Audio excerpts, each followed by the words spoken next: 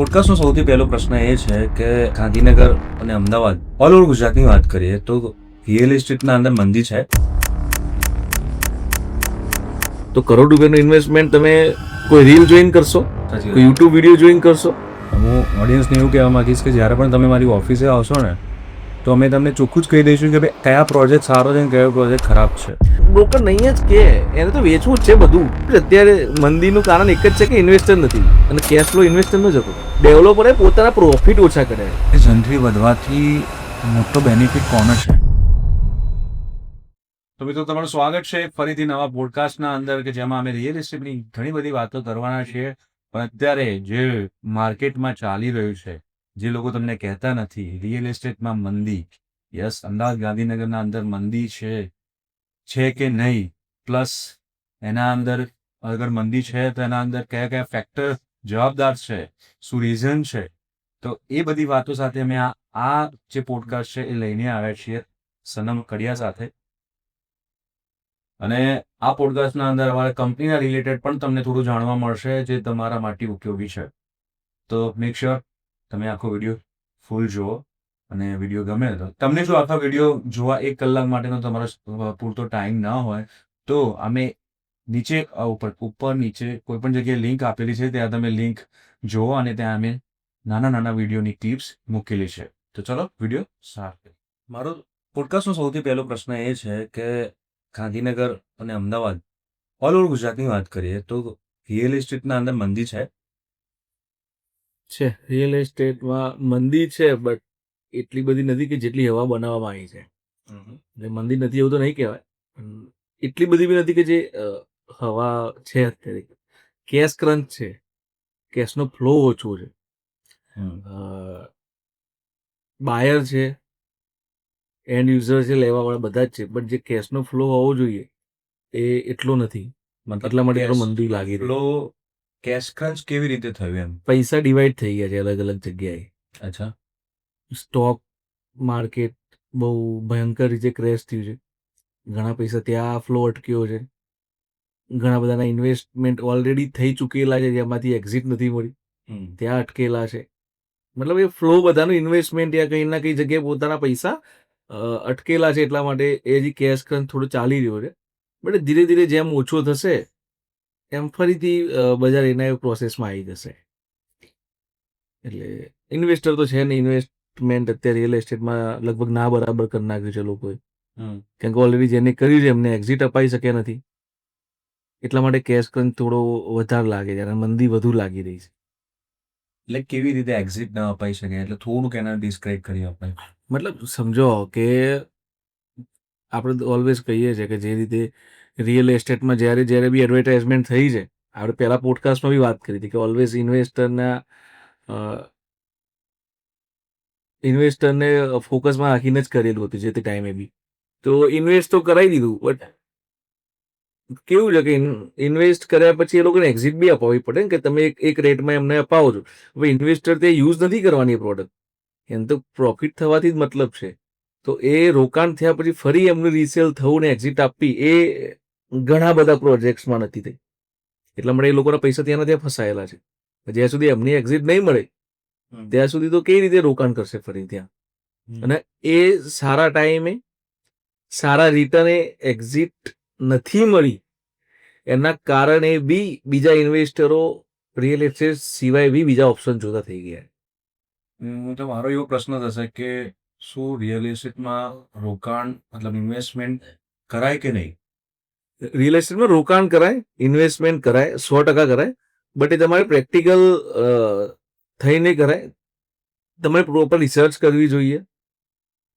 કઈ પ્રોડક્ટમાં કરી રહ્યા છો, કોના થ્રુ કરી રહ્યા છો, કયા ડેવલપર થ્રુ કરી રહ્યા છો, એ બધું કરીને રિસર્ચ કરીને તમારે ઇન્વેસ્ટમેન્ટ કરાય.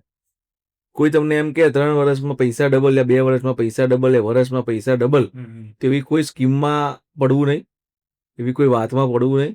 તમને બી ખબર છે કે જ્યારે બી એવી 21 દિન પૈસે ડબલ વાળી પ્રોસેસ આવે એમાં કંઈક ડખો જ હોય, મતલબ એમ. તો એવી કોઈ જગ્યાએ ના આપો. તમે એક્સપેક્ટેડ હોય, આપણને ખબર છે માર્કેટમાં કે 15-20% રિટર્ન હોય યરલી, તો એ સારું રિટર્ન કહેવાય. તો એટલી એક્સપેક્ટેશન સાથે જ ઇન્વેસ્ટ કરો.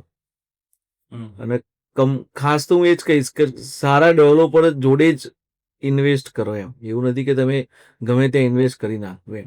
કારણ કે તમે 1, 2, 5 કરોડની પ્રોપર્ટી લેતા હોય તો એ પ્રોપર્ટી જેના જોડેથી લઈ રહ્યા છો એ માણસ કયા લેવલે છે, કેટલા કેપેબલ છે, એ પ્રોજેક્ટ ચાલુ કરે છે તો પૂરું કરી શકશે કે નહીં.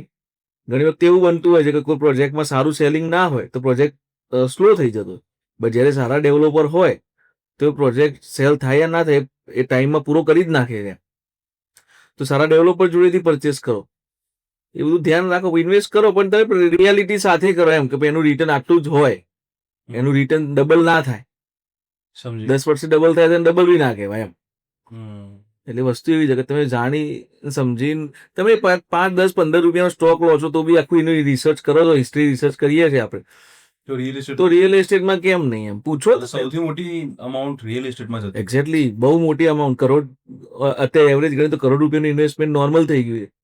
તો કરોડ રૂપિયાનું ઇન્વેસ્ટમેન્ટ તમે કોઈ રીલ જોઈન કરશો, સાચી કોઈ યુટ્યુબ વિડીયો જોઈન કરશો તો નહીં, તો ના કરાય. ડેવલપર જો અને સારા ડેવલપર છે. એકચ્યુઅલી હું તો એવું માનું છું કે જે 5, 10 વર્ષ જૂના ડેવલપર જોડે જ કરો. એવું બી એ જ કહું છું હું તો એમ કે જેને વિઝન જોયું છે સિટીનું, એરિયાનું, કે એમને વિઝનનો આઈડિયા હોય છે, કેમ કે પાસ્ટમાં એવા કામ કર્યા હોય. હવે જે માણસ જ 6 મહિનાથી કામ કરે છે એ માણસ તમને 5 વર્ષનું વિઝન કેવી રીતે આપે? સમજી ગયું. તમે એના પર કેવી રીતે ટ્રસ્ટ કરો કે એને 5 વર્ષનું દેખાઈ ગયું? તમે સમજો છો? તો એ રીતે કરો. જ્યારે તો તમે કોઈ ચેનલ પાર્ટનર થ્રુ જાઓ છો, કે બ્રોકર થ્રુ જાઓ છો, કે કોઈ આપણા જેવા પોર્ટલ થ્રુ જાઓ છો, એનું બેકગ્રાઉન્ડ જુઓ કે એને પોતે 5, 10 વર્ષથી કામ કરે છે. જેને 5, 10 વર્ષથી કામ જ નથી કર્યું એ તમને આગળના 5, 10 વર્ષનું વિઝન કેવી રીતે આપે છે? આ પેલાને જેવું છે, તમારે સાયન્સ લેવું છે તો સાયન્સના સ્ટુડન્ટને પૂછો. તમે કોમર્સના સ્ટુડન્ટ જોડે સાયન્સની એડવાઇસ લેવા જાઓ તો એ તમને શું આપવાનું છે? આ એવી જ વસ્તુ છે કે રિયલ એસ્ટેટ અત્યારે એવું થઈ ગયું છે, ઘણી વખત મને એવું લાગે કે દરેક લોકો સલાહ આપતા હોય છે. સર એટલે આમાં કેવું છે એકચ્યુઅલમાં, એક્ઝેક્ટલી વસ્તુ એવી છે, એક રિયલ એસ્ટેટનો બ્રોકરેજ બહુ હાઈ છે. બ્રોકરેજ બહુ હાઈ છે રિયલ એસ્ટેટમાં. ટિકિટ સાઇઝ મોટી હોવાના કારણે એની બ્રોકરેજ બહુ હાઈ જતી રહે છે. એટલે દરેકને એવું લાગે છે કે ભાઈ હું 1 કરોડની પ્રોપર્ટી વેચીશ તો એવરેજ 2% બ્રોકરેજ ગણે તો 2 લાખ રૂપિયા મને સીધા મળી જશે. એવું બધા વિચાર કે બધા 10 ફ્લેટ વેચીસ તમારે 20 લાખ રૂપિયા એવી ગણતરી કરીને બધા બની જાય છે, ચાલુ બી કરી દે છે. એ થાય છે નહીં થતું, કેટલા વેચે છે એ અલગ આખું એક છે એમ. બટ બધાને એવું લાગે છે કે શોર્ટ ટર્મમાં કરોડપતિ થવું હોય તો રિયલ એસ્ટેટ બ્રોકર બની જવાય. અને બનાય, એવું બી નથી ના બનાય, બનાય. એમાં તમે પૈસા કમાવવી જો, નથી કમાતા એવું બી નથી. પણ આ તો એક ઇન્વેસ્ટરની વાત છે કે ઇન્વેસ્ટર તમે વિચારતા એ માણસ એટલો નોલેજેબલ તો હોવો જોઈએ ને જેના થ્રુ લઈ રહ્યા છો. એ માણસને એટલો આઈડિયા તો હોવો જોઈએ. આપણે કોઈની રીલ હોય કે આપણે જ બનાવીએ છીએ રીલ, સમજો, આપણે બીજાની વાત નથી કરતા, આપણે એક રીલ બનાવતા હોય તો આપણે એમાં કોઈ વિશે ઇન્ફોર્મેશન વિડીયો નાખ્યો. હવે ઇન્ફોર્મેશન વિડીયો તો સ્ક્રિપ્ટેડ હોઈ શકે. હા, સાચી વાત. એ તો હું ગૂગલ સર્ચ કરીને સ્ક્રિપ્ટેડ બનાવીને કરેલું છે. પણ મને એટલો આઈડિયા છે કે નહીં એ તો તમારે જાણવું પડશે ને. તો એના માટે શું કરશું? તો એના માટે જે બી બ્રોકર છે, ચેનલ પાર્ટનર છે, આપણે જેવું પોર્ટલ છે, કોઈ બીજું પ્લેટફોર્મ, એના ત્યાં જાઓ, એની ઓફિસે જાઓ, એમનું ઇન્ફ્રાસ્ટ્રક્ચર જુઓ, લાઈવમાં ક્વેશ્ચન આન્સર કરો. આપણે જેમ કરતા હોય આપણી કંપની કરે છે. હા, આપણે બોલાવીએ છીએ, આપણે એક્સપિરિયન્સ સેન્ટર આપણે બનાવેલું છે આપણી કંપનીમાં કે ત્યાં આવીને આપણી પ્રોડક્ટ સમજે, એક્સપિરિયન્સ કરે. આપણે એવું નથી કહેતા કે એક જ પ્રોડક્ટ માટે એને સમજાવીએ. આપણે તો પહેલા પૂછીએ છીએ તમારું બજેટ શું છે, તમારી રિટર્નની એક્સપેક્ટેશન કેટલી છે. કે તમારે એવું હોય કે ભાઈ તમારે એક ડિસન્ટ અમાઉન્ટ રિટર્ન આવતી હોય કે ભાઈ મારે રેન્ટલ ઇન્કમ જ જોઈએ છે અને વાઇટ જોઈએ છે, તો આપણે એ રીતની એમને બ્રાન્ડ કે લીઝિંગ હોય એ પ્રિફર કરતા હોય. કોઈ એક એવું હોય કે ભાઈ મારે તો એક્ઝિટ લઈ લેવાની છે તો પ્રી લોન્ચ આપણે ઓફર કરતા હોય. એટલે એ રીતની વસ્તુ છે કે તમે કઈ જગ્યાએ એને લાઈવમાં ક્વેશ્ચન કરો. તમે સુપર બિલ્ડર પૂછો, કાર્પેટ પૂછો, કાર્પેટ ને રેરા કાર્પેટનો ડિફરન્સ પૂછો, જંત્રી કેટલા ટાઈમમાં કેટલી વધી છે, જંત્રી વધવાથી ફાયદા નુકસાન શું છે એ બધું પૂછો. કોઈ પ્રોપર્ટી એવી છે કે ભાઈ બાજુમાં સસ્તી છે ને મોંઘી છે, તેનો ડિફરન્સ કેમ છે. તમે એની કન્સ્ટ્રક્શન ક્વોલિટી વિશે પૂછો. તમે એને પૂછો કે કેટલા ગ્રેડનું સિમેન્ટ છે, કેટલા ગ્રેડનું સ્ટીલ છે, એ બધું પૂછો. એનો જવાબ આપી શકે, લાઈવમાં આપી શકે તો ઠીક છે. બાકી તમારે જાણીને શું મતલબ છે એને પ્લોટ કેવી રીતે કરવો અને જંત્રી કેટલી વધીને, એનાથી તમને શું મતલબ છે? એટલે કોઈની રીલ્સ, અમારી બી રીલ્સ, કોઈની તો ઠીક છે તે લેવા ગઈ, અમારી બી રીલ્સ જોઈને તમે કઈ નક્કી ના કરશો એમ. મને ઘણી વખત એવો વિચાર આવે કે રિયલ એસ્ટેટ છે ને એ બ્લન્ટ નથી. બ્લન્ટ કરતા બી કેવું છે કે દરેક, મારું એવું કેવું છે કે દરેક પ્રોજેક્ટ સારા ના હોય. જે પ્રમાણે આપણે ડિસ્ક્રાઇબ કરતા હોય હા, નથી હોતા. નથી હોતા એમ. હમણાં કેવું કે ઘણા મોસ્ટલી તમને રિયલ એસ્ટેટ ઇન્ફ્લુએન્સર કે રિયલ એસ્ટેટની આપણે જ્યારે પણ વાત કરીએ, એડવર્ટાઇઝમેન્ટની વાત કરીએ, ત્યારે બધું જ સારું જ બતાવતા હોય છે. રિવ્યુ છે જ નહીં. રિવ્યુ રિવ્યુ સિસ્ટમ જ નથી અહીંયા. એક્ઝેક્ટલી મારું પણ હું તમે સમજો કે તમે કોઈ બી વસ્તુ જ્યારે લેવા જાઓ છો, તો કોઈ બી પ્રોડક્ટ તમે લેવા જાઓ છો, સમજો કે ભાઈ તમે ડોક્ટરના ત્યાં તમે કંઈક કન્સલ્ટિંગ કરવા જાઓ છો, તો સામેવાળો ડોક્ટર છે, એનું એજ્યુકેશન છે. તમે એડવોકેટ જોડે જાઓ છો, તો એ એડવોકેટ એટલું LLB કરીને આવેલા છે. તમે તમારી ગાડી રિપેર કરવા જાઓ છો, તો મિકેનિકલ એન્જિનિયર છે. મતલબ યા તો એને મિકેનિકલ 10-15 વર્ષનો એક્સપિરિયન્સ છે, તો પોતે ગેરેજ લઈને બેઠો છે. એમ દરેક ફિલ્ડમાં પોતાનું એમનું એક બેકગ્રાઉન્ડ હોય, એમનું એક એજ્યુકેશન હોય, કે ભાઈ 12 પાસ હોય, ડિગ્રી લીધી છે, આ સિવિલ એન્જિનિયરની જોબ કરતો હોય તો એને સિવિલ એન્જિનિયર ભણેલું છે, માર્કેટિંગની કોઈ જોબ કરતું હોય તો એને MBA કરેલું છે. MBA કરેલું હોવામાં ફેર છે, અને 2 બુકો ભણીને MBA કરવામાં ફેર છે. સાચી વાત. તમે સમજો છો અત્યારે 2 કલાકના કોર્સમાં MBA બનતા હોય અને 5 વર્ષ ભણીને MBA બનતા એનો ફેર છે. તો રિયલ એસ્ટેટમાં એવો કોઈ ક્રાઇટેરિયા જ નથી. પહેલી વસ્તુ, રિયલ એસ્ટેટમાં તમને જે પ્રોડક્ટ કોઈ સમજાવતું હોય, એ સાઈડ ઉપર સમજાવતું હોય, રીલ્સમાં સમજાવતું હોય, કોઈ બી, એ લોકોનું બેકગ્રાઉન્ડનું કોઈ એવું છે જ નહીં. કોઈ બી આવી જાય છે, સમજો છો. અત્યારે ઇન્સ્ટિટ્યૂટ ખુલી ગયા છે, 1-2 મહિનામાં તમારે રિયલ એસ્ટેટ એક્સપર્ટ બનાવી દે.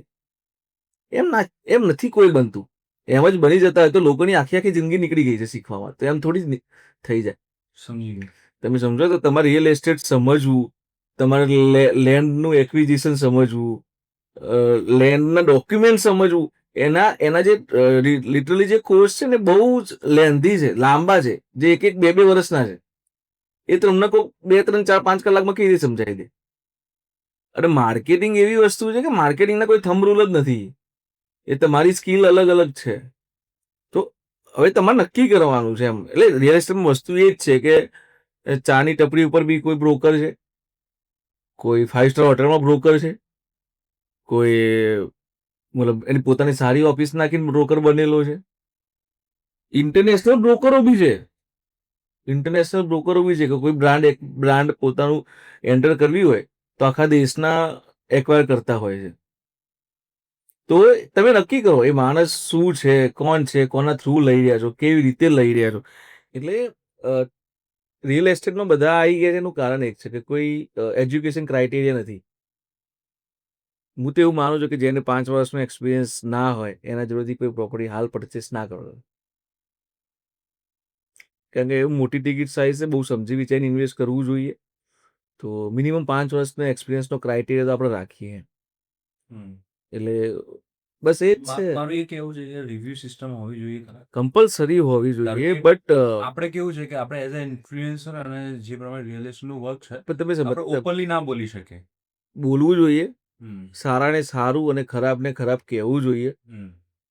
બટ તમે સમજતા નથી કે ઇન્ફ્લુએન્સર એ ક્વોલિટીના બી હોવા તો જોઈએ કે એ વસ્તુ તમે ત્યાં કહી શકો. આપણે કોઈ પ્રોજેક્ટ ના પાડી શકીએ છીએ. આપણે ઘણા ગ્રુપોને બાયકોટ કરેલા છે. ઘણા ગ્રુપો આપણામાં બ્લેકલિસ્ટ છે કે જેના જોડે કામ નથી કરતા, કે જે વર્થ એથિક્સમાં યા એ લેવલની સર્વિસ કસ્ટમરને નથી આપી, તો આપણે લોકોને બાયકોટ કર્યા છે. બધાએ કરી શકશે? ઇન્ફ્લુએન્સર 15, 20, 25, 30, 40, 50,000 એટલા પૈસા લઈને જ્યારે રીલ બનાવતા હોય તો એ લોકો બિલ્ડરને એવું કહી શકશે કે તમારી પ્રોડક્ટ ખરાબ છે? નહીં કહી શકે. હા, મારું કહેવું એવું છે, એ લોકો કરે છે ખોટું નથી, 100% કરો.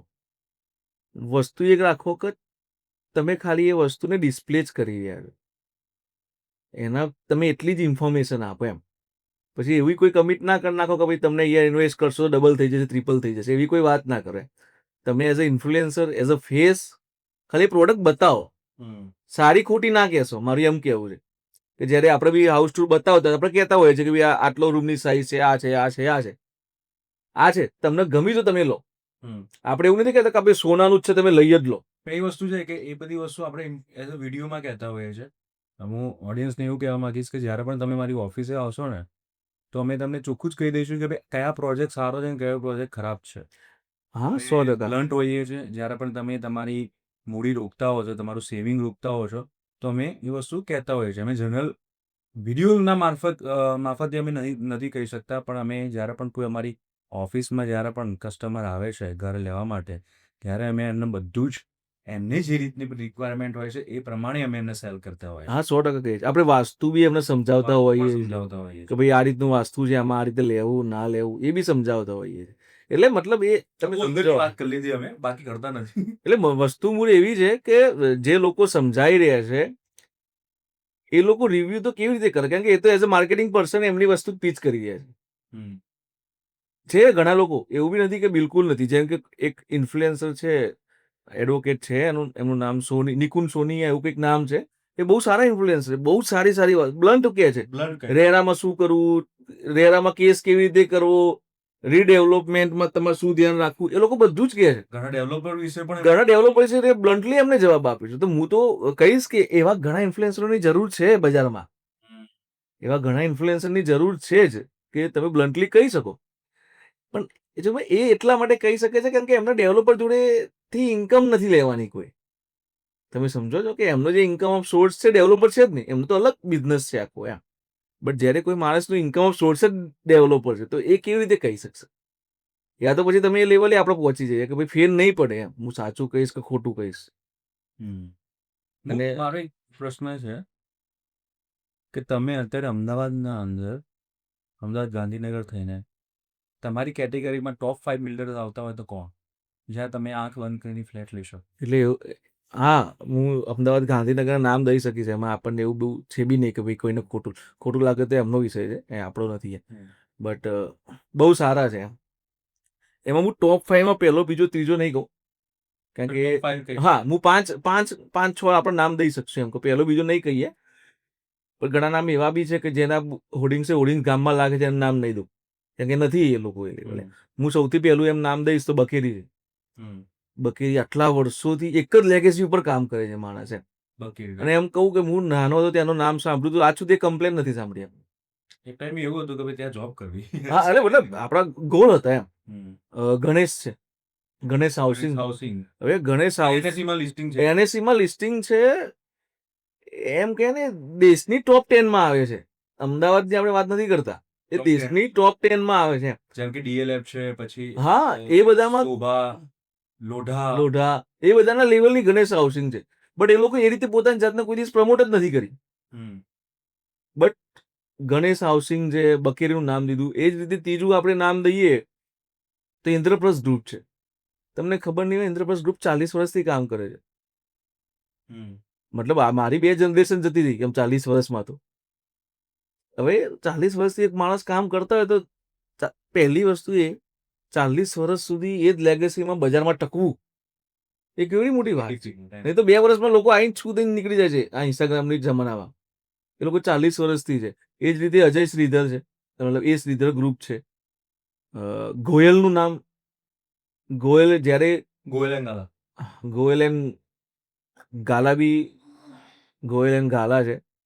એટલે મતલબ આ 5-7 છે જે લોકો બહુ સારું કામ કરે છે. ગાંધીનગરમાં નામ દીધું. ચલો ગાંધીનગરનું નામ એટલા માટે આપણે બહુ એને ના દઈ શકાય કેમ કે ગાંધીનગર પાછલા 5 વર્ષમાં જ ડેવલપ થવાનું ચાલુ થયું છે. જે સ્પીડે ડેવલપ થયું છે 5 વર્ષમાં જ થઈ રહ્યું છે. એટલે આપણે એવું કંઈ ના કહી શકીએ કેમ કે અમદાવાદમાં તો આપણે 40 વર્ષનો એક્સપિરિયન્સ બતાવી શકીએ. ગાંધીનગરમાં એવું ના થઈ તો બી આપણે 1-2 નામ દઈએ તો સ્વાગત છે. સ્વાગત. જે ઘણા ટાઈમથી કામ કરે. અમદાવાદમાં બી છે. હા, કાવ્યરત્ન ગ્રુપ છે જે હમણાં એમને બહુ સારું ડેવલપ કર્યું છે. એ જ રીતે નક્ષત્ર ગ્રુપ છે જે ગિફ્ટમાં બી એ લોકો અવેલેબલ છે. એટલે 2-3 ગ્રુપ છે ગાંધીનગરમાં કે જે લોકો પર ટ્રસ્ટ કરી શકાય આંખ બંધ કરીને એમ. શિક્ષાપત્રી ગ્રુપ બી છે કે જે લોકો સારા પ્રોજેક્ટ કરે છે અને છે એમનો ઇતિહાસ છે સારો. તો ગાંધીનગરમાં આ રીતે 4-5 પ્રોજેક્ટ છે જે ગ્રુપ છે એ કરી શકાય છે. બાકી અમદાવાદમાં તો આ 5-7 જણા છે તમે આંખ બંધ કરે એમ. ગોયલ છે એ લોકો તમે આંખ બંધ કરીને ઇન્વેસ્ટ કરી નાખ અને એ લોકો તમને નહીં કે પૈસા ડબલ કરીને આપીશ. એ લોકો તમને એ જ કહેશે કે આટલું રિટર્ન જ મળે. તમે સમજો છો? એટલે ગોયલ, શ્રીધર, ઇન્દ્રપ્રસ્થ આ બધા ગ્રુપમાં 100% હું માનીશ કે 1 થી 10માં આવતા ગ્રુપો છે બધા. ત્યાં આંખ બંધ કરી, હું બી કહું છું કે ત્યાં આંખ બંધ કરીને ઇન્વેસ્ટ કરી જ નાખો. એ તમને ખોટી કોઈ કમિટમેન્ટ નહીં આપે. તે હવાબાજી નથી, મેં જોયું છે. કે રિયાલિટી કહે છે કે ભાઈ આટલું જ થાય, આનાથી વધારે રિટર્ન ના મળે. એ લોકોના પ્રોજેક્ટ એક સાથે એટલા ચાલતા હોય છે ને કે કોઈ ડેવલપરના આખી જિંદગીના પ્રોજેક્ટ હોય. જેમ કે કોઈ ડેવલપરે આખી લાઈફમાં 500-700 પ્રોજેક્ટ બતાવ્યા હોય ત્યારે એ લોકોના એક સાથે 2500 પ્રોજેક્ટ ફ્લેટ ચાલતા હોય છે. સાચી વાત છે. એટલે બહુ બહુ મોટા અને ક્વોલિટી તમે જો એક number. As a civil engineer હું ખુશ થઈ જાઉં ક્વોલિટી જોઈને કે શું ક્વોલિટીમાં કામ કરી રહ્યા. એવું બધી જગ્યાએ નથી થતું. આપણે ધારો કે પેલું આપણે જે જગ્યાએ ઘર લીધું છે એની ક્વોલિટી વાત કરીએ. પ્રોજેક્ટ નામ મિરાકી 86 નું ફિનિશિંગ જોઈને મને બહુ આનંદ થાય કે યાર કેવું બહુ સારું બનાવ્યું. બહુ સારું કામ એમ. એટલે છે ગ્રુપ એવું નથી કરતું. ઘણા પ્રોજેક્ટ એવા હોય બટ જ્યારે ખાલી માર્કેટિંગ જોઈને ના લેશો એમ. હા ખાલી કોઈ કંપનીના માર્કેટિંગ જોઈને તમે પ્રોડક્ટ ના લેશો. તમે ત્યાં જાઓ, રિયલ જુઓ. હું એવું કહેવા માંગીશ કે કદાચ અચાનક એક સારો આઈડિયા આવ્યો કે તમે જે પ્રમાણે કીધું ને એવી રીતે આપણે જ્યારે પણ પ્રોજેક્ટની રીલ્સ બતાવતા હોઈએ છીએ ને તો મને એવું વિચાર આવ્યો કે જ્યારે હવે રીલ્સ હું એક કરું તો હવે અંડર કન્સ્ટ્રક્શન પ્રોપર્ટીની બી રીલ્સ કેવી રીતનું કામ છે કે હું તમને એક સજેસ્ટ કરીશ. એ કોન્સેપ્ટ છે ને આપણી એકલી જ કંપની કરે છે. બીજું કોઈ એ કોન્સેપ્ટમાં કામ નથી કરતા. તમે બ્રોકરને લઈને પ્રોપર્ટી જોવા ના જાઓ. બ્રોકર સારું સારું જ કહેશે. તમારે એકચ્યુઅલમાં પ્રોપર્ટી સિલેક્ટ કરવી છે, તમારે પ્રોપર્ટીની ક્વોલિટી જોવી છે, તો સિવિલ એન્જિનિયર જોડે લઈને જાઓ. કેમ કે ક્વોલિટીનું ખબર તો સિવિલ એન્જિનિયરને પડશે. માર્કેટિંગ પર્સનને થોડી ક્વોલિટીની ખબર પડવાની છે. તમે સમજો હું શું કહેવા માંગુ છું. બ્રોશર ઉપરથી તમારી ક્વોલિટી ડિસાઇડ નથી થતી. તમારી ક્વોલિટી ડિસાઇડ થાય છે કે એ લોકો કેવી રીતે અને એ સિવિલ એન્જિનિયરને ખબર પડશે. તો પ્રોપર્ટી પાન્ડા એક સર્વિસ એવી આપે છે કે આપણે કંપનીનો એક સિવિલ એન્જિનિયર એમના જોડે જઈને ક્વોલિટી નક્કી કરશે. તમારે કોઈ પ્રોજેક્ટ સિલેક્ટ કરવો છે, ફ્લેટ સિલેક્ટ કરવો છે, તો હું કહું છું કે તમે બી એવું કરો. એવું નથી કે અમારે ત્યાંથી આવે. તમે તમારા કુટુંબમાં હોય, કોઈ નજીકના હોય, કોઈ ફ્રેન્ડ હોય, તો સિવિલ એન્જિનિયર જોડે લઈ જાઓ અને ત્યાંની ક્વોલિટી તમે ચેક કરો. અને તમને ક્વોલિટી ઠીક લાગે છે તો તમે પરચેસ કરો. બ્રોકરને તમે રેટ માટે લઈ જાઓ. તમે રેટ ડિસ્કશન કરાવજો એમના જોડેથી. બટ જ્યારે તમારે પરચેસ કરવું છે ને પ્રોપર્ટી, તો ક્વોલિટી સિવિલ એન્જિનિયર જોડે રાખો છે. એમ કોઈ બી સિવિલ એન્જિનિયર રાખો જોડે. પ્રોપર્ટી પાંડા જોડે વાયુ બોક્સ આવશે ને? હા, આવશે ને. આપણે કરીએ જ છીએ. આપણી સર્વિસ છે જ કે ભાઈ આપણે સિવિલ એન્જિનિયર એમને પ્રોવાઈડ કરીએ છીએ કે એમની ક્વોલિટી ચેક કરવા માટે. વાસ્તુ માટે આપણે કરીએ છીએ કે ભાઈ કયા માટે વાસ્તુમાં એકચ્યુઅલમાં લોકોને ખબર જ નથી પડતી. આખા પ્રોજેક્ટનું વાસ્તુ જોશે. આખા પ્રોજેક્ટનું વાસ્તુ થોડું જોવાનું હોય. તમે ફ્લેટ જે લઈ રહ્યા છો એ ફ્લેટનું વાસ્તુ જોવો ને. બ્રહ્મસ્થાન ખબર નથી હોતી. દરવાજાને બ્રહ્મસ્થાન માનતા હોય છે. હા, તેથી ના થાય ને. ઈસ્ટ વેસ્ટ ફેસિંગ જો એ રીતે તમારા ફ્લેટનું બ્રહ્મસ્થાન જોવું પડે. મતલબ બધા નાની વસ્તુઓ છે. એ બ્રોકર નહીં જ કે એને તો વેચવું જ છે બધું. આપણે એવું નથી વેચવું. આપણે તો કસ્ટમર સેટિસ્ફેક્શનથી જ મતલબ છે. ડેવલપર કદાચ એક વખત સેટિસ્ફાઈડ નહીં થાય તો આપણે રિફંડ કરી દઈશું યાર. કસ્ટમર સેટિસ્ફાઈડ થવું જોઈએ. કાવડીને આપણને કહેવો જોઈએ. યા તો હું કહું છું તેને બ્લન્ટલી કહું છું કે તમે વાસ્તુમાં નથી માનતા તો કોઈ વાંધો જ નથી. તો વાંધો નથી. તો તમે કોઈ બી લઈ લો. પણ તમે માનો છો તો એના માટે આ વસ્તુ છે. એ રીતની વસ્તુ. એના રેમેડીઝ બી કહેતા હોઈએ છીએ. એવું નથી કોઈ પ્રોજેક્ટમાં બધું વાસ્તુથી ના થાય. પણ આ ફ્લેટ લો છો તો એની રેમેડીઝ આ થાય. એ બધું ઘણી બધી વસ્તુ મેટર. પણ એના માટે તમારે નોલેજ હોવું જરૂરી છે. એના માટે તમારા જોડે એવી ટીમ હોવી જરૂરી છે જે આપણા જોડે છે. આપણા જોડે કન્સલ્ટિંગ પર્સન બી છે કે જે એના માટે સજેસ્ટ કરતા હોઈએ છે. એટલે એ બધું છે. હવે વસ્તુ જોઈએ એવું ધ્યાન રાખવું. એક હું તો માનું તમે 5 લાખની ગાડી લેવામાં 10 શોરૂમ ફરી નાખો છો. 10 જગ્યાએ ભાવ કઢાઈ નાખો છો. 10 વસ્તુ તમે રિવ્યુ યુટ્યુબમાં 10 વિડીયો ફેરવી નાખો છો. તો યાર પ્રોપર્ટી લેતા તો કરો એટલું. 1-2 કરોડની પ્રોપર્ટી લેતા હોય તો કરો એમ. કોઈના વિશ્વાસે કેવી રીતે લઈ લેવું? અરે હું તો કહું છું વિડીયોમાં કોઈ તમને રિવ્યુ ના આપે. એના ત્યાં જઈને પૂછો. બાયબેકની ગેરંટી આપશે. કોઈ તમને ઇન્વેસ્ટ કરાવે, કોઈ એમ કે 3 વર્ષમાં પૈસા ડબલ, બાયબેકની ગેરંટી કોઈ આપે છે? એ લખીને આપશે? એમને કે ભાઈ બાયબેક તમે એમ કહેતા કે આ એક્ઝામ્પલ તરીકે આજે 20,000માં પ્રોડક્ટ લીધી, એ આપણને કહે છે કે 3 વર્ષમાં તમારા 45,000 રૂપિયા થઈ જશે. એને કહી દો અમારે 45 નહીં જોતા, અમારે 40 જ જોઈએ છે, તમારે આપી દેવાના. પ્રોપર્ટી ભલે લાખ રૂપિયાની થઈ જાય, મને ફેર નહીં પડતો.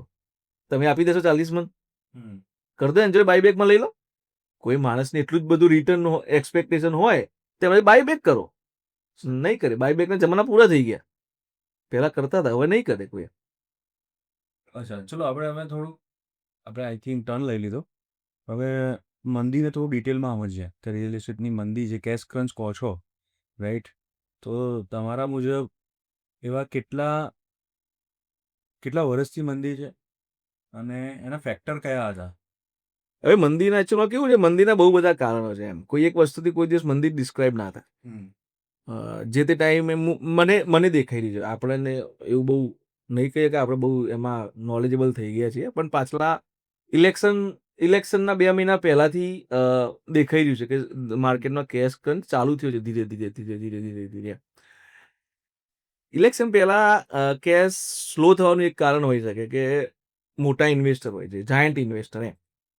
એ લોકો વિચારમાં હોય કે ગવર્મેન્ટ કોની આવી રહી છે, ગવર્મેન્ટ કોની આવ્યા પછી એમનું ઇન્વેસ્ટમેન્ટ પ્લાન કરતા હોય છે એ લોકો કે ક્યાં પ્લાન કરવું. કારણ કે જેમ કે મારે ગિફ્ટ સિટીમાં ઇન્વેસ્ટ કરવું છે, તો અત્યારે બીજેપીની રનિંગ ગવર્મેન્ટ છે, તો મને વાંધો નહીં આવે.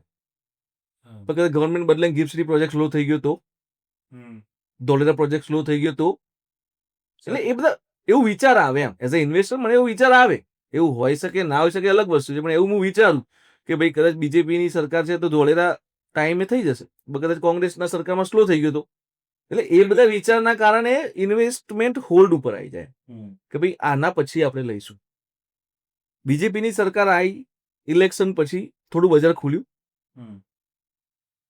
એના પછી સર્ટન એક ન્યૂઝ આયા કે જંત્રી વધશે, કે જંત્રીનો હાઈક આવશે. હવે જંત્રીનો હાઈક કેટલો આવશે એ બહુ ભયંકર હતો એમ કે ભાઈ જે પર્પઝ કર્યો હતો એ બહુ મોટો હતો. તો અચાનક બજારમાં એવું થઈ ગયું કે ભાઈ શું થશે શું નહીં, શું થશે. એટલે એક કારણ એ હતું. બીજું કારણ એવું હતું કે જે આપણે પહેલા બી વાત કરી કે જે તે ટાઈમે ઇન્વેસ્ટમેન્ટ કરાયું એ લોકોને એક્ઝિટ મળી નથી. એ લોકોનું બહુ જ મોટું ફંડ રોકાયેલું છે. હું તમને એવું કહીશ કે ઘણા ડેવલપર એવા છે, એ લોકો ખાલી એટલા માટે જ નવા પ્રોજેક્ટ લોન્ચ કર્યા કરે છે કે ઇન્વેસ્ટરનો ટ્રસ્ટ એમના ઉપરથી ઉઠે નહીં. હું તમને એ એક્ઝામ્પલ તરીકે એક્સ ડેવલપર છે, એને આજે કોમર્શિયલ પ્રોજેક્ટ લોન્ચ કર્યો, તે 50% માલ ઇન્વેસ્ટરને જ વેચેલો છે. બરોબર છે. હવે હું જ્યારે નવો પ્રોજેક્ટ લોન્ચ નથી કરતો ને, એ એક્સ ડેવલપર નવો પ્રોજેક્ટ લોન્ચ નહીં કરે ને, તો ઇન્વેસ્ટરને એવું લાગશે કે આનો માલ વેચાયો નહીં, અને જો પૈસા છે નહીં તો આપણને રિટર્ન કેવી રીતે આપશે. તો એ માણસ ખાલી એ લોકોને બતાવવા માટે નવો પ્રોજેક્ટ લોન્ચ કર્યો, બીજું રોકાણ કર્યું નવા ઇન્વેસ્ટરો સાથે. એ નવા ઇન્વેસ્ટરોને બતાવવા માટે ત્રીજો પ્રોજેક્ટ લોન્ચ કર્યો.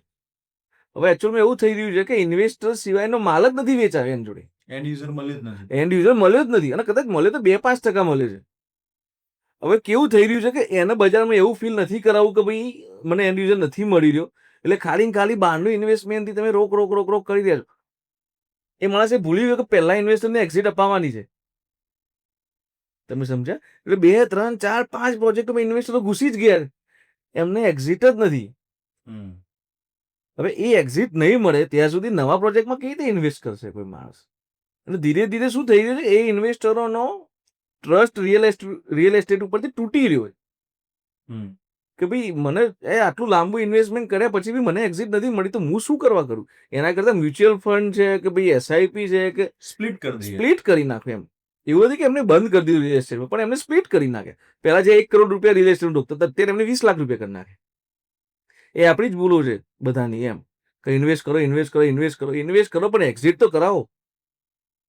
કોઈ બી જેમ કે સ્ટાર્ટઅપ હોય છે, આપણે સ્ટાર્ટઅપમાં રોકાણ કરતા હોઈએ છીએ, તો આપણે બાયબેક કહેતા હોઈએ છીએ એમ કે ભાઈ 3 વર્ષમાં હું તમને આ એક્ઝિટ આપી દઈશ, નહીં થાય તો હું તમને આ વસ્તુ કરી આપીશ એમ. એવું રિયલ એસ્ટેટમાં શું છે? જેમ કે ભાઈ આપણે એક કરાર કર્યો હોય કોઈના જોડે કે ભાઈ તમે મારી કંપનીમાં જ રોકાણ કરો, 3 વર્ષમાં હું તમને આ એમઓયુ કરું છું, 3 વર્ષમાં નહીં થાય તો હું તમને આટલું ફંડ અમે ડાયવર્ટ કરી નાખશું, યા તો આટલા સ્ટેક ડાયવર્ટ કરી નાખશું. એવું રિયલ એસ્ટેટમાં શું છે? એમ કે છે કે ગેરંટેડ પ્રોપર્ટી તો તમારી જે સિક્યોર, અરે પણ પ્રોપર્ટી વેચાતી જ નથી તો પ્રોપર્ટીમાં જઈને આરોટવાનું એમ. પ્રોપર્ટીમાં જઈને કરવાનું શું? વેચાતી જ નથી કોઈ પ્રોપર્ટી મારી લીધેલી, તો એ પ્રોપર્ટી મારા કામની શું? મારા ગામમાં કહેવાનું તમારી 50 કરોડની પ્રોપર્ટી, પણ વેચાવી તો જોઈએ બજારમાં. લેવા વાળું કોણ? લેવા એન્ડ યુઝર ક્યાં? એટલે વસ્તુ એક કારણ એ બી છે કે ઇન્વેસ્ટરોને એક્ઝિટ મળી જ નથી. તમે એવા કોઈ પ્રોજેક્ટ જોયેલા ખરા કે જે એકદમ ખાલી બની ગયેલા પણ ખાલી? અરે બહુ છે, એક નહીં. તમને કહું, તમે સારા લોકેશનમાં જાઓ ને, એમ કે અમદાવાદના એકદમ પ્રીમિયમ લોકેશન, સારામાં સારા લોકેશનમાં તમે દરેક સારા લોકેશનમાં જતા રહો એમ, એક બે નહીં, દરેક સારા લોકેશનમાં જતા રહો. તમને ત્યાં નજીકમાં 200 મીટરની રેડિયસમાં 1 થી 2 કોમર્શિયલ એવા મળશે કે જે 50% ખાલી પડ્યા છે, વેચાયેલા ખાલી પડ્યા છે. એ વેચાયેલા કોને લીધેલા છે? ઇન્વેસ્ટરે લીધેલા છે. હવે કેવું છે કે એટલી હાઈ રેન્જમાં એમને ઇન્વેસ્ટ કરી નાખ્યું છે કે જે લોકો રેન્ટલ ઓફર કરે છે ને રેન્ટલ એમને પોસાય બી નથી અને એમનો માલ વેચાતો નથી. હવે એ તો ફસી જ ગયો માણસ અને લોસ કરીને તો વેચશે નહીં ને, કેમ કે ઇન્વેસ્ટર છે. એક સર્ટન રિટર્ન નહીં મળે ત્યાં સુધી વેચવાના જ નથી એમ. એટલે હું તો એવું નથી કીધું એક બે પ્રોજેક્ટ, હું તો કહું છું તમે દરેક સારા એરિયામાં 200 મીટરની રેડિયસ પકડી લો, 50% માલ તમને ખાડા એક તો કોમ્પ્લેક્સ મળે છે કે 50% ઇન્વેસ્ટરનો હોલ્ડ હશે અને જે બિચારા હેરાન થઈ ગયા છે. એટલે રિયલ એસ્ટેટ અને એવું નથી, સારા ગ્રુપો એક્ઝિટ આપે છે. તમે ગોયલમાં જાઓ, તમે ઇન્દ્રપ્રસ્થમાં જાઓ, શ્રીધરમાં જાઓ, એમનું એક કોમ્પ્લેક્સ ખાલી બતાવો, નથી ખાલી. કેમ કે એ લોકો ખોટું કમિટ જ નથી કર્યું કોઈ દિવસ. એ લોકો એવું નથી કે પૈસા ડબલ થઈ જશે. એ લોકો ચોખ્ખું જ કહે છે તમે રિટર્ન એક્ઝિટ લઈ શકતા હોય તો આવો, અમે એક્ઝિટ નહીં અપાય, તમે લઈ શકતા તમે આવી જાઓ. સાચી વાત. એટલે એમાં કોઈ કઈ ઇન્વેસ્ટર આવે કે જે રિયલ એસ્ટેટમાં એનું કામ છે, એ લોકો જૂના ઇન્વેસ્ટર છે, એમને ખબર છે કે ભાઈ મારે રેન્ટલ કેવી રીતે ચડાવવી, મારે રિટર્ન કેવી રીતે આપવું, મારે કોનો માલ વેચવો, એ એમને ખબર છે. કે જે એમ કેમ કે એકદમ પ્રોપર જૂના રિયલ એસ્ટેટના જ ઇન્વેસ્ટરો છે એમ. એવું નથી કે નવા પૈસા આવીને રિયલ એસ્ટેટ ઇન્વેસ્ટર બન્યા છે. એટલે એ લોકો નીકળી જાય છે, એમને એક્ઝિટ લેતા આવડે છે. જેને એક્ઝિટ લેતા નથી આવડતી બધા ફસાય છે અને હજી ફસાતા જ જાય છે અને એના કારણે બી ઇન્વેસ્ટમેન્ટ ઓછું થઈ ગયું. અત્યારે કેવું છે, અત્યારે મંદીનું કારણ એક જ છે કે ઇન્વેસ્ટર નથી અને કેશ ફ્લો ઇન્વેસ્ટરનો જ હતો. એકચ્યુઅલ કેશ ફ્લો હતો ઇન્વેસ્ટરનો જ હતો, એ તો બંધ થઈ ગયો. એન્ડ યુઝરના કેશ ફ્લો ના હોય ને, એન્ડ યુઝર તો લોન વાળો માણસ હોય. એ તો ટાઈમે લેશે. હા, એન્ડ યુઝર તો લોન વાળો માણસ છે, એ તો બિચારો લોન કરવાનો છે, એ કેશ થોડી આપશે તમને. શું મતલબ જે કેશ ફ્લો બિલ્ડરને મળતો હતો એ ઓછો થઈ, ઘણો ઓછો. એના લીધે બિલ્ડરો અત્યારે બહુ. અને એવું બી નથી એમને એકલાનો ઓછો નથી, જનરલ માર્કેટનો ઓછો છે, બજારમાં બધા બિઝનેસનો ઓછો છે. એનું ઘણા કારણ છે, શેર ડાઉન થવા, માર્કેટ ક્રેશ થવું, ફંડિંગ બધાનું અટવાઈ જવું, એ ઘણા બધા કારણ છે. પણ રિયલ એસ્ટેટમાં અસર મોટી છે. ઓકે, તો અત્યારે આપણે વાત કરી રિયલ એસ્ટેટના મંદી વિશે અને બહુ બધું જે આપણે ડિસ્કસ કર્યું, એનાથી પણ ઘણા બધા ફેક્ટર હજી પણ છે મંદીના. પણ હવે આપણે આગળ જતાં વાત કરીએ કે ભાઈ આ વાત થઈ મંદીની. હવે આપણે વાત કરીએ કે રિયલ એસ્ટેટ માર્કેટનું રિયલ એસ્ટેટનું ફ્યુચર શું છે? રિયલ એસ્ટેટનું ફ્યુચર એકચ્યુઅલમાં ગાંધીનગરની વાત કરી, તમને એમ કહું ને, બહુ બ્રાઇટ છે. રિયલ એસ્ટેટનું ફ્યુચર બહુ ભયંકર લેવલે બ્રાઇટ છે. કેમ કે આપણને તો દેખાય જ છે, આપણે મુંબઈને ગ્રો થતા જોયું છે. એ પગલે અમદાવાદ જઈ રહ્યું છે, ગાંધીનગર જઈ રહ્યું છે, એટલે બહુ જ ભયંકર બ્રાઇટ છે. પણ અને હવે કેવું છે, જેમ કે એપ્રિલ પછી ખબર પડશે કે જંત્રી વધશે કે ઘટશે. ઘટશે તો નહીં, વધશે પણ કેટલી વધશે એના પરથી આઈડિયા કેવી રીતે વધશે. એકચ્યુઅલમાં વધશે કરતાં બી ડેવલપર એ વેટ કરે કે કેવી રીતે વધશે એમ, કે સર્ટન હાઈક આવે છે, ધીરે ધીરે હાઈક આવે છે, કેવી રીતે આવે છે. એટ ધ એન્ડ તો કેવું છે કે વધવાની તો છે જ, 100% સુધી જવાના જ છીએ આપણે. દસ્તાવેજ આપણા ઊંચા થતા થઈ જશે, 100% દસ્તાવેજમાં જતા થઈ જઈશું. એના કારણે શું થશે તમને કહું, નાના ઇન્વેસ્ટરો વધશે. જેમ કે એક્ઝામ્પલ તરીકે મારો 2 લાખ રૂપિયા પગાર છે, મારો 50,000 ખર્ચો છે, મારું બીજું બધું છે, હું એસઆઈપી ભરું છું, મ્યુચ્યુઅલ ફંડ ભરું છું, આ ભરું છું, તે ભરું છું. પછી હું શું કરીશ કે હું પ્રોપર્ટી લઈશ કે જે 100% લોન થતી છે. ભલે મારો 50,000નો હપ્તો જાય છે, મને જ્યાં સુધી એમ લાગશે કે સારું રિટર્ન મળશે તો હું એક્ઝિટ લઈ લઈશ, નહીં તો હું રહીશ ત્યાં સુધી. તો નાના ઇન્વેસ્ટરો વધશે આમાં. અત્યારે નાના ઇન્વેસ્ટરોને આવું છે, પણ એમને શું છે, બ્લેકના પૈસાની સિક્યોરિટી ના હોય ને એમના જોડે. હવે 20 લાખ રૂપિયા બિચારા બચાવીને રોકાણ કરવા જાય ને કોઈ ઉઠી ગયો તો. પણ જેટલા પૈસા આવશે આ રીતે, એમ નાના ઇન્વેસ્ટરો બહુ વધશે. નાના ઇન્વેસ્ટરો એટલે મતલબ એન્ડ યુઝર છે ને તમારો, એ ઇન્વેસ્ટર થશે. જ્યારે તમારો એન્ડ યુઝર ઇન્વેસ્ટર થશે એટલે જે હાઈક આવશે એ બહુ સારી આવશે. પણ તમે સમજો, કોઈ બી બિઝનેસની હાઈક 20% હોય યરલી, સારામાં સારી 20-25% જ હાઈક હોય. 100% હાઈક એ કોઈ કારણોથી થઈ શકે એમ, કે ભાઈ એ પર્ટિક્યુલર યરનું બજેટ એવું કંઈ સારું આવી ગયું, કે એવો કોઈ પ્રોજેક્ટ આવી ગયો, એવી કોઈ પ્રોડક્ટ આવી ગઈ તો હાઈક, નહીં તો 20-25% હાઈક છે એ કન્ટિન્યુઅસલી થાય અને એ સારી થાય. સારા ડેવલપરો આવી ગયા છે અમદાવાદ, ગાંધીનગરમાં. મુંબઈથી ડેવલપર આવે છે, પુણેથી આવે છે, બેંગ્લોરથી ડેવલપરો આવ્યા છે. એમને જોઈને કોમ્પિટિશન વધશે. લોકલ ડેવલપરો એ લેવલનું કામ કરતા થઈ ગયા છે. આપણે જોયા છે એમ કે ભાઈ ગિફ્ટ સિટીમાં શોભાના જોડે જ જોડે આપણા ગાંધીનગરના ડેવલપરો એ જ લેવલનું પ્રોડક્ટ બનાવતા હોય, તે આપણા માટે પ્રાઉડની વાત છે. સાચી અને કમ્પીટ કરે છે. શોભા કરતા પહેલા એ લોકો બિલ્ડિંગ વેચી નાખે છે એમ. તો એ ગાંધીનગર, અમદાવાદ માટે બહુ પ્રાઉડની વાત છે. અમદાવાદ, ગાંધીનગર બંનેના ડેવલપરો એ લોકો શોભા છે, પછી વર્લ્ડ ટ્રેડ સેન્ટર છે, ઘણા પ્રેસ્ટીજ ગ્રુપ છે, ઘણા લોકો એ કરે છે બહારના પ્રોડક્ટો બનાવી. પણ એમના જ જોડે જ્યારે આપણે અમદાવાદ, ગાંધીનગરની પ્રોડક્ટ ત્યાં ઊભી થતી તો આપણને બહુ પ્રાઉડ થાય છે, એમ કે એ લોકો બહુ બહુ જ સખત બનાવી રહ્યા છે. એટલે મારું તો એવું માનવું છે કે એપ્રિલ પછી, અને પ્લીઝ યાર જે બધા છે એમને કહું છું કે એ વસ્તુ ફેલાવવાની બંધ કરો કે એપ્રિલ સુધી જે છે પછી ભાવ વધી જશે, આ વધી જશે, પેલું વધી જશે. અરે ભાવ વધી જશે તો એનું કારણ બી હશે.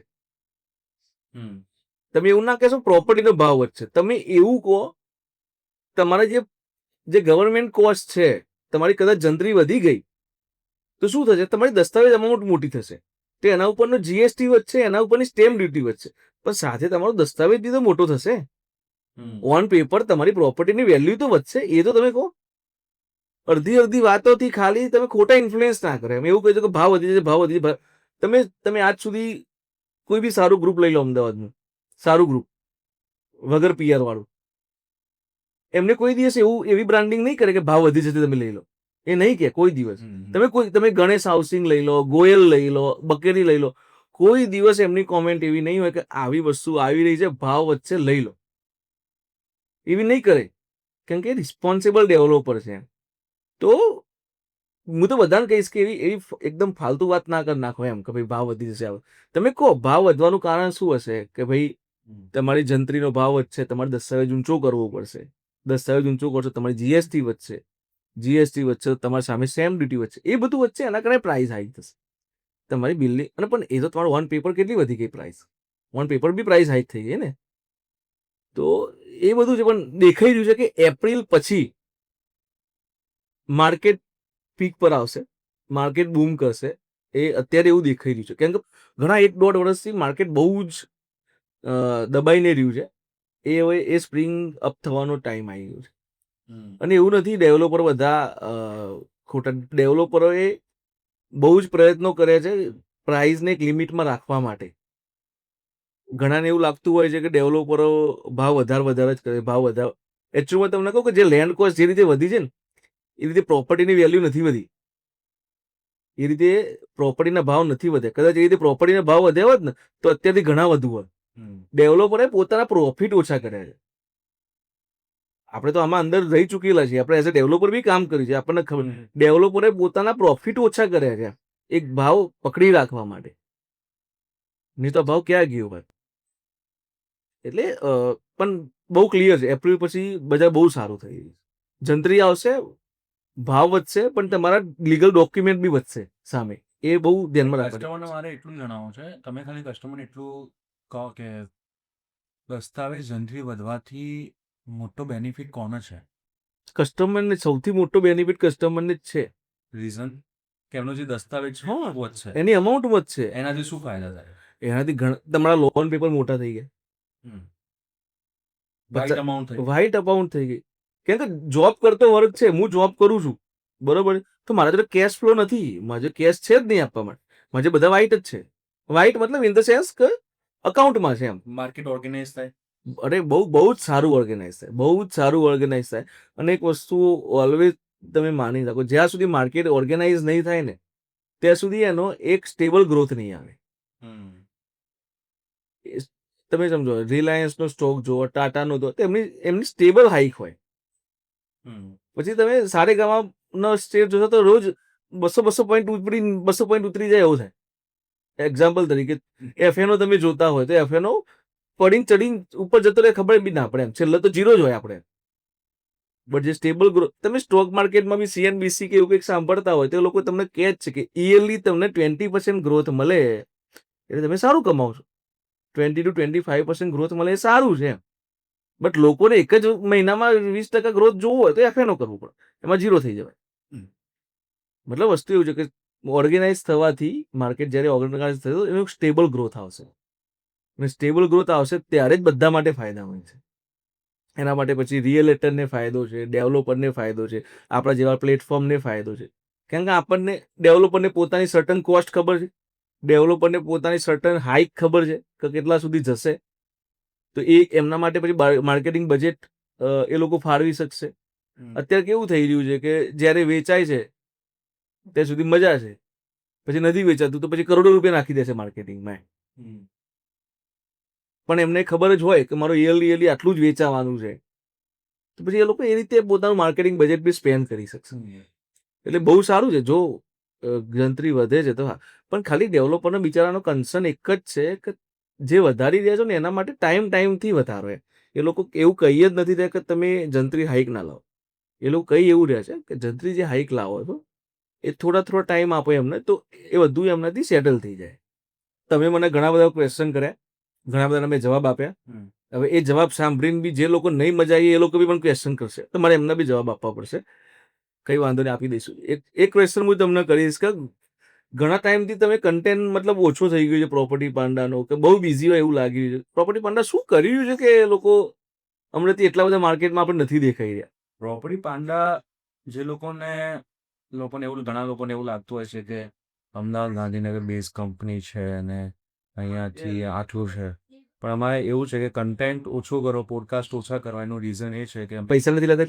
પૈસા તો નથી લેતા અમે, નોલેજ માટે પૈસા ના હોય. જ્યારે પણ શિક્ષણની વાત આવે, જ્યારે ટ્યુશનની વાત આવે કે એમાં પૈસા લેતા હોય એટલે એ અમાઉન્ટ સારી નથી, પડતી જ નથી. એટલે અમે નથી લેતા પોડકાસ્ટમાં પૈસા. હા, કોઈકને બ્રાન્ડિંગ કરાવવું હોય તો આપણે લઈએ છીએ, બાકી જે નોલેજ આપવાની વાત આવે ત્યારે નથી લેતા. હવે એ પ્રોપર્ટી પાંડા જે એકચ્યુઅલી છે ગાંધીનગર અમદાવાદ એ ફર્મ છે, પણ પ્રોપર્ટી પાંડા એ નેશનલાઇઝ થઈ રહ્યું છે. એના માટેની અમે અત્યારથી પ્રિપેરેશન કરીએ છીએ, સર્વે કરીએ છીએ, એના પાછળનું ટેક આવે છે. ઘણા બિલ્ડર્સને ખબર હશે, ઘણા લોકોને અજાણ હશે બધી વાતથી. પ્રોપર્ટી પાંડા ફ્યુચરમાં એવું છે કે એક તમે એને કેવી રીતે જોશો, જ્યારે અમદાવાદ ગાંધીનગર એવી રીતે જોશે, જેના બિલ્ડરો જે આપણા જોડે સંકળાયેલા છે, જોડાયેલા છે, એ લોકો એવું જોશે કે આ કંપની આવી ગાંધીનગરમાં હતી અને અત્યારે કયા લેવલ ઉપર છે એ જોશે. એટલે અત્યારે અમે જઈ રહ્યા છીએ બરોડા અને સુરત સિટીના અંદર. જે સિટી સુરતની વાત કરીએ તો સિટી કહેવાય છે, એક ડાયમંડ સિટી, સ્માર્ટ સિટી, એના ફ્લાયઓવર, ક્લીન સિટી. એ સુરતના અંદર અમે જઈ રહ્યા છીએ. એના અંદર અમે સરસ મજાનું પેકેજ લઈને આવી રહ્યા છે કે જેમાં અમે તમને 24 રીલ આપીશું, 2 યુટ્યુબ વિડીયો આપીશું, જે મીડિયા 360 બ્રાન્ડિંગ કરીશું તમારું, જે મીડિયા થ્રુ તમારું બ્રાન્ડિંગ થશે, રાઈટ. પછી સેકન્ડ આવશે અમે તમને પ્યોરિફાઈ લીડ આપીશું, જેથી તમે સારી રીતે તમારા ક્લાયન્ટને, કસ્ટમરને વિઝિટ કરાવી શકો તમારા પ્રોજેક્ટમાં. અને જો છેલ્લે એટ ધ એન્ડ કોઈ પણ મીડિયા તમને એવું નહીં કહે કે ભાઈ તમને એટ ધ એન્ડ રિઝલ્ટ શું, તમે ન્યૂઝપેપરમાં આપશો એડવર્ટાઇઝમેન્ટ, એવું તમને નહીં કહે કે મારા એન્ડથી તમને 2 ફ્લેટ વેચાશે. પ્રોપર્ટી પાંડા એક એવું માત્ર પ્લેટફોર્મ છે જે કહેશે કે મારા તરફથી જો આટલા ફ્લેટ નહીં વેચાય તો હું તમને 70% અમાઉન્ટ રિફંડ કરી દઈશ. તો આવી પોલિસી સાથે અમે સુરતમાં આવી રહ્યા છે અને એ જ પોલિસી સાથે અમે બરોડા પણ આવી રહ્યા છીએ. તો સુરત અને બરોડાના બિલ્ડરો માટે ખુશ ખબર છે. અને તમે જોશો જ્યારે સુરત અને બરોડા અમે ચાલુ કરીએ છીએ એના પછી અમારું છે નેશનલાઇઝ જવાનું. ઓકે. તો એના માટેની પ્રિપેરેશન ચાલે છે. હું અંદર ખાને થોડું વર્ક કરી રહ્યા છે. અત્યારે થોડું તમને કીધું, ઉપર તમને હાઇલાઇટ્સ બધી કીધી છે, ડિસ્ક્રિપ્શન હજી નથી આપ્યું મેં, એટલે મતલબ ટીઝર આપ્યું, બહુ બાકી છે એવું છે. તો આજનો હતો મારો પોડકાસ્ટ જે તમે જોયો. આઈ હોપ કે તમને બધી વિશે તમને માહિતી મળી હશે. અમે તમને પ્રોપર ગાઈડન્સ આપ્યું હોય તો એ માટે અમને ફોલો કરો, સબસ્ક્રાઈબ કરો અમારા પ્રોપર્ટી પાંડા ચેનલને, કેયુર કડિયા ચેનલને, રાઈટ. તો મળીએ બીજા પોડકાસ્ટમાં.